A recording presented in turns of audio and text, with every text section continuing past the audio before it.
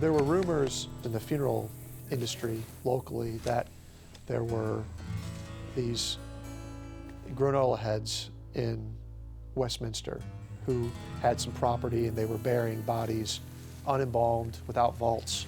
And there were talk about animals digging up the graves, you know, that the place was haunted. I mean, there were all sorts of crazy things being talked about at the time.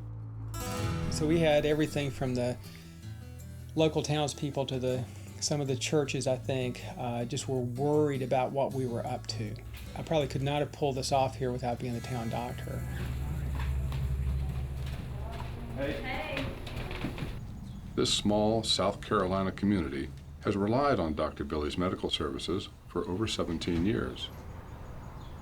Being the only physician in town was kind of that little barrier there that maybe I shouldn't go in the cemetery business, you know, maybe that's not a good idea. I think a lot of us suffer with the idea that everyone's going to instantly get what we're doing. And the community's going to get it, and you really don't need to go out there and explain it because it's just so self-obvious because you've been thinking about it for 10, 15 years.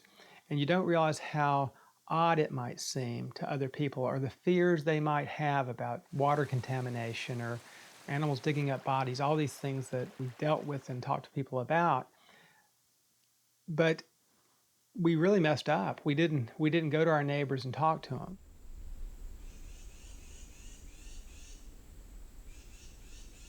Most people around here want to preserve the land. I mean, that's our culture and our heritage, but they just didn't understand how a burial could preserve the land.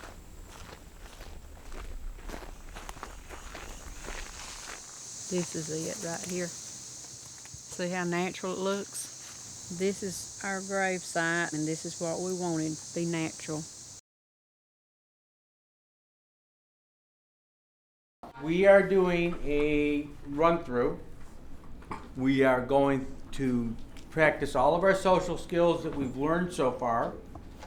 You go in, we know what we want to buy. In this case here, it's a ticket to the movie. For weeks, the students have been practicing an assortment of basic social skills. Today, they get to go to the movies, an achievement that represents the culmination of all the social interactions they've learned thus far. Yeah, people might think that's really frivolous, but you think about all the complex skills that are involved in going to see a movie. That's really hard work for a lot of our kids. How are you today? Good food, thank you. Good. Welcome to the day. Okay. I'd like to purchase a movie ticket to Astro Boy 12:45 showing. All right. So we have to teach them who they're allowed to talk to. We have to tell them what they can say. We teach them the appropriate types of communication. Okay, you can talk to the cashier, but you talk about what movie you want to see, what time you want to see it, whether it's a child's ticket or an adult ticket. Those are appropriate things to say to a cashier at a movie theater. You don't tell them about the fight that your parents had that night. How can I help you? I'd like a ticket to Astro Boy, please. $7.75 out of 10. What's your money tickets for Astro Boy? $7.75. $7.75. So what are you going to get? You're going to hold on Out of to that 10. until after we get into the theater.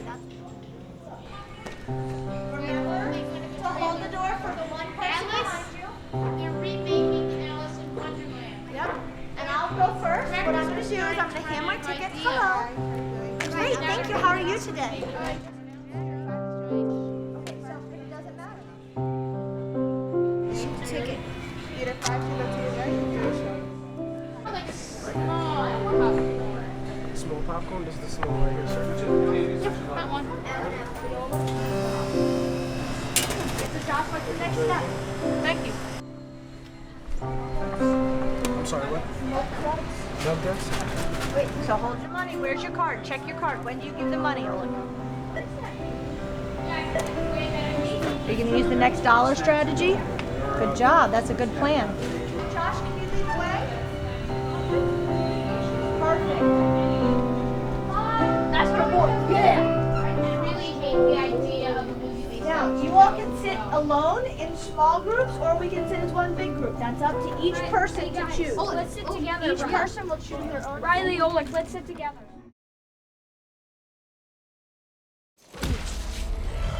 The fight in the bathroom is much scrappier than any of the other fights because it's in a confined space. We built a very basic flat-edge set, and then Wu Ping and his team went in there and rehearsed it, and it started off at one size, and eventually it was kind of like half the size. And they just rehearsed in it and figured out what they wanted. So it was a much more brutal Western-style fight, if you like.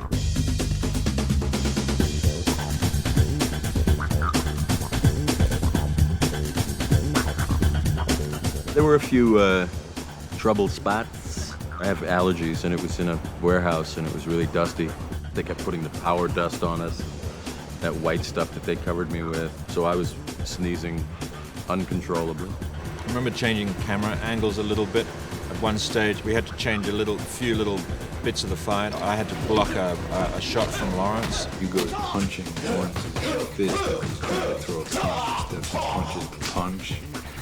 And it was very split-second timing. They did it a couple times, and then it was like the third take. Wham! They hit fists, and you heard this like sort of crack, Napoli crack. It was just like, I'm sorry. I thought I'd broken my wrist one day, and it blew up, and so lots of little things like that. It was actually all right in the end. Every time I see you, you get more beautiful, you know?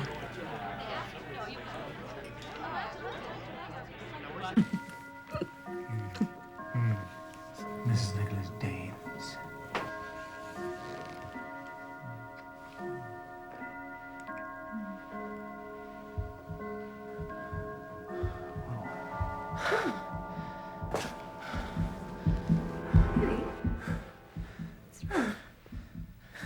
See what you did to me? I can't even see straight anymore.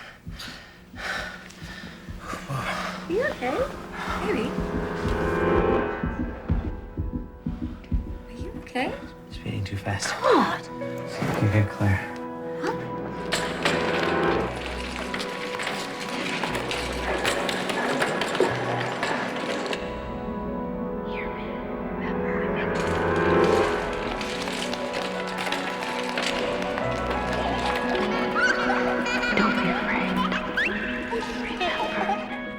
Sorry, I'm okay. Come on, Claire. What's all those? They're nothing really. He's fine. And just give him an hour.